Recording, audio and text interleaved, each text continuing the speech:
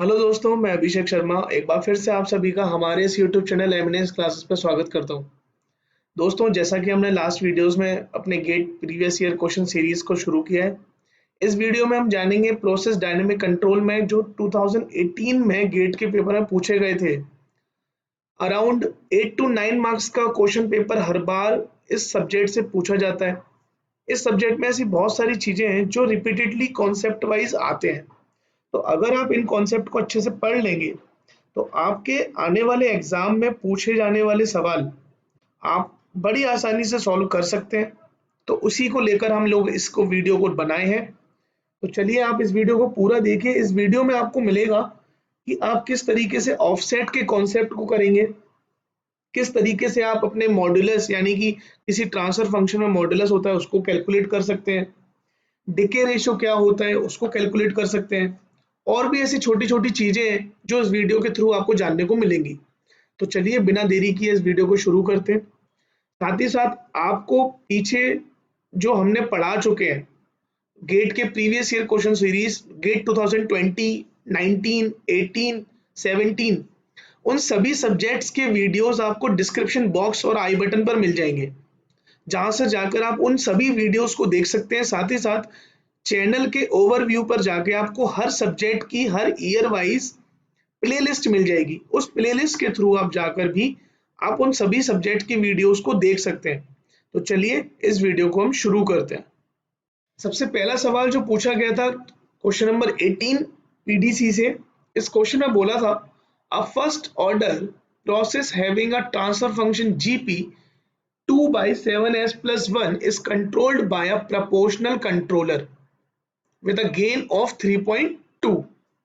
The process time constant is in minute. Addition of the integral control action with an integral time constant 5 minutes leads to increase in what?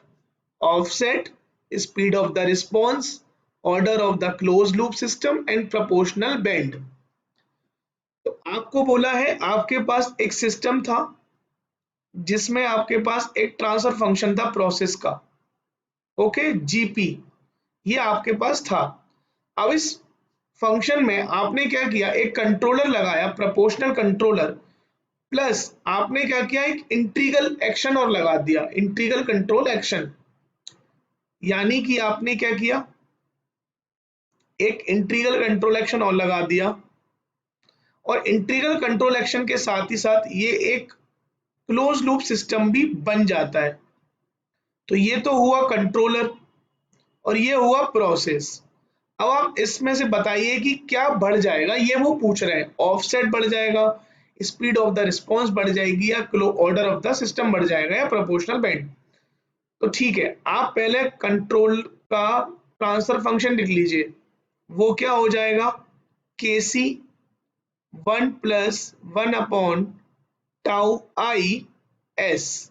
अब ये tau आई क्या है, integral time constant, इसकी value आपको दी है 5 और केसी की value दी है आपको 3.2। तो ये हो जाएगा 3.2 1 प्लस 1 अपॉन 5s। ये हो गया कंट्रोल का आपका ट्रांसफर फंक्शन। जब आप इसके लिए लिखेंगे सिस्टम के लिए, अगर मैं यहाँ पे इसको एक्स बोल दूं और यहाँ पे इसको वाई एस बोल दूं, so Y S divide by X S, जब आप इसको करेंगे तो क्या होगा, GP GC divide 1 plus GP GC. देखिए सबसे पहले जब आप किसी भी इंटीग्रल एक्शन को यूज करते हैं ना, तो उसके बाद के जो इफेक्ट होते हैं वो क्या होते हैं, वो ऑफसेट को खत्म कर देता है, ऑफसेट एंड हो जाता है, ऑर्डर ऑफ द रिस्पॉन्स बढ़ जाता है, ठीक है, और उसके बाद स्पीड ऑफ द रिस्पॉन्स कम हो जाती है। तो देखिए आपसे क्या बोला है, क्या बढ़ जाएगा, order of the close loop system will increase. Proportional band integral के एक्शन में नहीं आता है, ओके। और वो ऑर्डर क्यों बढ़ जाता है, क्योंकि इसके डिवाइड में ये जो s है ना, इस s का मल्टीप्लाई न्यूमरेटर में आ जाता है, और उससे होता क्या है कि एक एस एक्स्ट्रा मिल जाता है, और जितनी एक्स एस की एक्सपोनेंट होती है उसी को तो हम बोलते हैं ऑर्डर। अगर वो 1 होगी तो 1 होगा, 2 होगी तो 2 होगा। तो इंटीग्रल एक्शन से क्या होता है, ऑर्डर इंक्रीज हो जाता है, ऑफसेट एंड हो जाता है, स्पीड स्लो हो जाती है। ओके, इतनी बातें आपको इंटीग्रल कंट्रोल एक्शन के बारे में पता होना चाहिए। तो राइट ऑप्शन क्या हो गया, सी। इसी के साथ आपको 1 मार्क बड़ी आसानी से मिल जाएगा। तो चलिए अब देखते हैं नेक्स्ट क्वेश्चन को। Question number 31। ये क्वेश्चन जितना दिखने में छोटा है ना, आपको इस क्वेश्चन को सॉल्व करने के लिए उतनी ही केयर यूज करनी है, क्योंकि आपकी एक छोटी सी गलती आपके इस सवाल को एंड कर सकती है। ठीक है ना, आपका राइट आंसर नहीं आएगा। तो देखिए आपको क्या लिखा है पढ़ने में। The decay ratio for a system having the complex conjugate poles as. तो आपको बताना है डिके रेशियो क्या होगा सिस्टम का, जबकि आपको कॉम्प्लेक्स कॉन्जुगेट के रूट्स पोल्स दिए हुए हैं। तो कॉम्प्लेक्स कॉन्जुगेट के पोल्स मतलब आपको ये अल्फा दिया हुआ है, ये बीटा दिया हुआ है। अगर मैं इसके दो रूट मान लूं, यानी कि आपको s माइनस अल्फा और s माइनस बीटा दिया हुआ है इक्वल टू 0। अब यहां से आपको एक इक्वेशन बनानी है, इक्वेशन ऑफ द सिस्टम, और इस इक्वेशन के थ्रू आपको बताना है डिके रेशियो क्या होगा। तो लिख लेते हैं s minus minus of 1/10 plus j of 2/15 and multiply s minus minus of 1/10 minus of j 2/15 equal to 0।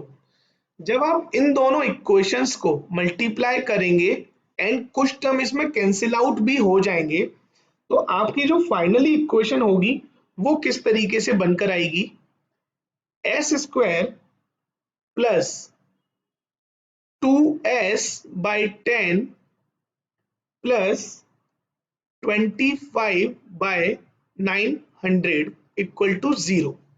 ये इक्वेशन होगी जो यहां से निकल कर आएगी, और फाइनली कैंसिल आउट होने के बाद बहुत सारे टर्म्स होंगे जो आपस में कैंसिल आउट हो जाएंगे। ठीक है, तो आपको यहां पर आना है सेकंड स्टेप में। अब आपको इसमें सिंप्लीफाइड एस स्क्वायर के टर्म्स में लिख दीजिए इसको। तो यहां से आप एलसीएम ले लीजिए। एलसीएम क्या आ जाएगा, 900 S square plus 180 S plus 25 equal to 0। तो अब आपको यहाँ पे 25 का डिवाइड भी देना है। क्यों देना है, क्योंकि जो स्टैंडर्ड इक्वेशन होती है वो क्या होती है, tau square S square plus 2 पाई टाउ एस प्लस 1 होती है। तो इस 1 के चक्कर में आपको यहाँ पे 25 को डिवाइड देना है। तो 25 का डिवाइड देंगे तो ये क्या हो जाएगा, 36 S square plus 180 divide by 25 S plus 1 equal to हो गया 0। हो गया। अब आपको इस स्टैंडर्ड इक्वेशन से इसको कंपेरिजन करना है। जब आपने कंपैरिजन कर लिया, ऑन कंपेयर, तो जब आप कंपेयर करेंगे तो टाउ स्क्वायर क्या हो जाएगा, 36, यानी कि टाउ की वैल्यू कितनी आ गई, 6, और 2 पाई टाउ इक्वल टू क्या हो जाएगा, 180 डिवाइड बाई 25। तो यहां से जब आप फाई की वैल्यू कैलकुलेट करेंगे सो वो फाइंड आउट होकर आएगी 0.6। तो जो डिके रेशियो होता है, डिके रेशियो होता है ओवरशूट का स्क्वायर। अब ये ओवरशूट क्या होता है ये भी आपको पता होना चाहिए। तो चलिए मैं आपको बहुत शॉर्ट में बताता हूं, लेकिन डिटेल में आपको बाद में ही पता चलेगा। देखिए अगर मैं एक सेकंड ऑर्डर कर्व के लिए बनाऊं आपको, तो सेकंड ऑर्डर का बिहेवियर क्या होता है, कुछ इस तरीके से होता है कि वो पहले राइज अप करके फिर डाउनफॉल जाके और इस तरीके से वो जाता है। अब इसमें जो फर्स्ट टाइम वो इंक्रीज होके अल्टीमेट वैल्यू को क्रॉस करता है, तो इसको बोलते हैं राइज टाइम। ठीक है, और इस पीक को मैं अगर बोलूं ए है, इसको मैं बोलूं बी है, और इसको मैं बोलूं सी है, ठीक है, तब आप ओवरशूट को क्या बोलेंगे, ठीक है, या डिके रेशियो को क्या बोलेंगे। सो ओवरशूट को बोला जाता है ये जो ग्राउंड लेवल से लेके up to that maximum level, ये जो होता है उसे बोला जाता है ओवरशूट। ओके, और डिके रेशियो किसे बोलते हैं, ओवरशूट का स्क्वायर। वैसे डिके रेशियो को वो भी बोला जाता है, सब्सिक्वेंटली जो पीक्स होती हैं उनका रेशियो होता है डिके रेशियो। ओके, तो यहां से आप इसको समझ सकते हैं। और इसका जो फॉर्मूला होता है वो क्या होता है, exponential minus of 2π divide √1 minus phi square. अब आपको यहाँ पर 0.6 की वैल्यू रखनी है और डिके रेशियो आपको कैलकुलेट होकर आ जाएगा, जो कि कैलकुलेट होकर आएगा 0.00898। इसको आप लिख सकते हैं 8.9 मल्टीप्लाई 10⁻³ या रफली आप इसको लिख सकते हैं 9 मल्टीप्लाई 10⁻³ तो देखिए आपके राइट ऑप्शन में 7 था 10⁻1 के साथ, 8 था 2 के साथ, 9 था 3 के साथ, 10 था 4 के साथ। So the right option is C. Okay, आप इस क्वेश्चन को बहुत केयरफुली सॉल्व करिए, एक एक स्टेप में आप आगे बढ़िए और इस क्वेश्चन के सॉल्यूशन से आप मैच कर सकते हैं कि आपका राइट आंसर आ जाएगा। Okay, so right option will be C और इस तरीके से आपको मार्क्स मिल गए। आई होप आपको समझ आ गया होगा। अगर फिर भी आपको किसी चीज में डाउट है तो आप मुझे कमेंट बॉक्स में जरूर बताइए। चलिए अब देखते हैं नेक्स्ट क्वेश्चन को। देखिए क्वेश्चन नंबर 32। क्वेश्चन नंबर 32 में बोला गया है कि पी कॉलम में है और डी में उसके रिस्पेक्टिव कुछ चीजें दी हुई है। So pure dead time, pure dead time में आप किस तरीके से समझेंगे, तो प्योर डेड टाइम का जो फॉर्मूला हो जाता है या जो ट्रांसफर फंक्शन हो जाता है वो हो जाता है e⁻⁻τ अब e⁻⁻τ प्योर डेड टाइम में हम मॉड्यूलस को हमेशा 1 मानते हैं, क्योंकि इसके देखिए आगे कुछ वैल्यू लिखी हुई है क्या, नहीं ना, और e को हम मॉड्यूलस के टर्म्स में कैलकुलेट नहीं करते। मतलब प्योर डेड टाइम में दो चीज होती हैं, अगर आप मॉड्यूलस की बात करोगे सो वो ऑलवेज 1 होगा, और जब आप एंगल की बात करोगे सो वो हो जाएगा -τd ओके, तो ये हो जाता है प्योर डेड टाइम में। अगर आप प्योर कैपेसिटिव की बात करोगे तो उसका जो ट्रांसफर फंक्शन होता है वो होता है 1/s। अब प्योर कैपेसिटिव में जब आप मॉड्यूलस की बात करोगे तो वो होता है 1/ω। जी मॉड्यूलस क्या होता है 1/ω, और जो एंगल होता है वो होता है ऑलवेज 90 डिग्री। ये दो चीजें क्लियर हो गई। तो देखिए pure dead time modulus is 1, यानी कि right option is fourth. Pure capacitive process angle is 90 and omega, modulus is 1/ω। So 90 क्या है, ऑप्शन आपका 1, यानी Q का ये हो गया Q, ये हो गया P। अब देखिए इनवर्स रिस्पॉन्स, इनवर्स रिस्पॉन्स के बारे में मैंने आपको पिछले वीडियो में भी बताया था, उस वीडियो को आप प्लेलिस्ट में से जाके डिस्क्रिप्शन बॉक्स में से जाके देख सकते हैं।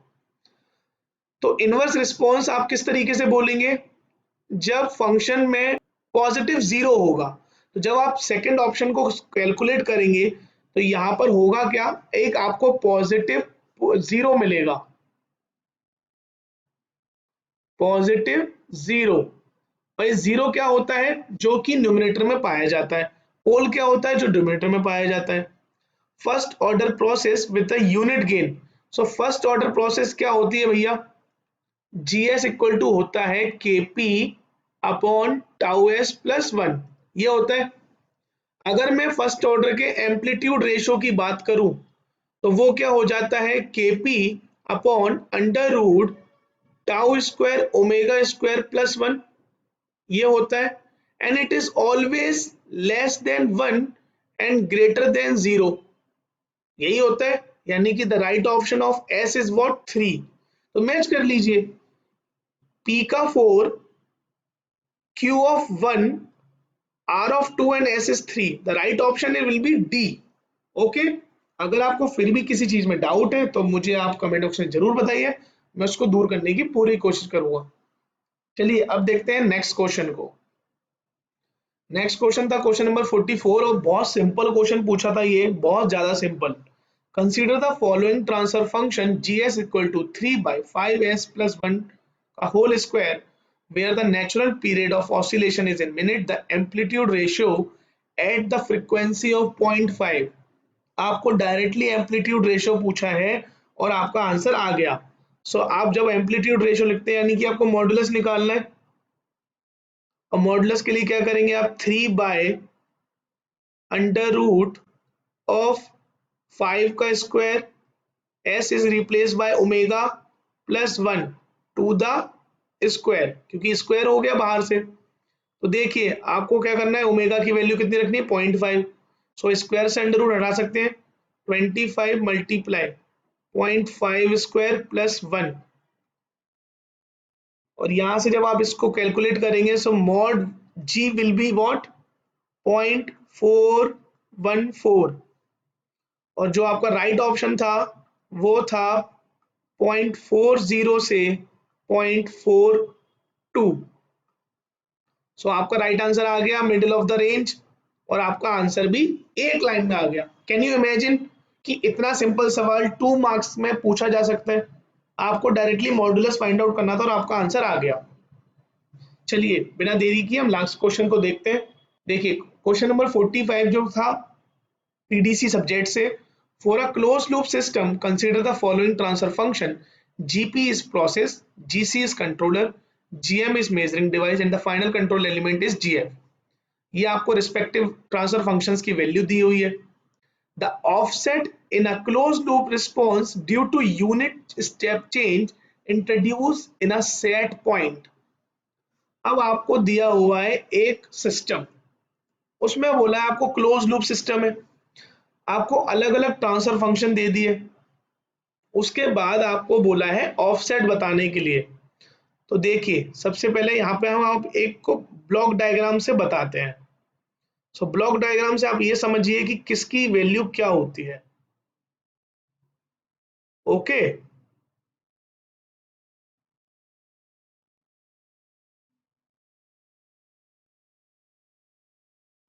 सो आपको एक फीडबैक कंट्रोल सिस्टम बोला है।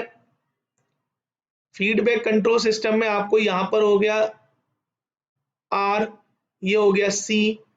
देखिए ये होता है कंट्रोलर, ये होता है प्रोसेस, ये होता है मेजरिंग, और ये होता है फीडबैक।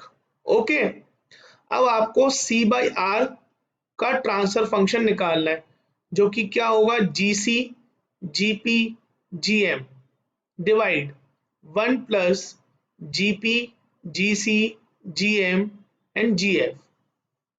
आप इसको कैलकुलेट कर सकते हैं, आपको सभी वैल्यूज दी हुई हैं। देखिए सी बाई आर का जब ट्रांसफर फंक्शन आप फाइंड आउट करेंगे तो वो क्या होगा 2 multiply 2 divide by 7s plus 1 multiply 1 divide 1 plus 2 multiply 2 divide by 7s plus 1 multiply 1 multiply 1। जब आप इसको कैलकुलेट करेंगे तो क्या होगा 4 डिवाइड बाय 7s प्लस 5, ये हो गया। अब आपको बोला है unit step change in set point, यानी R S equal to 1 by S. So C S will be what 1 by S multiply 4 by 7s plus 5, ये हो गया।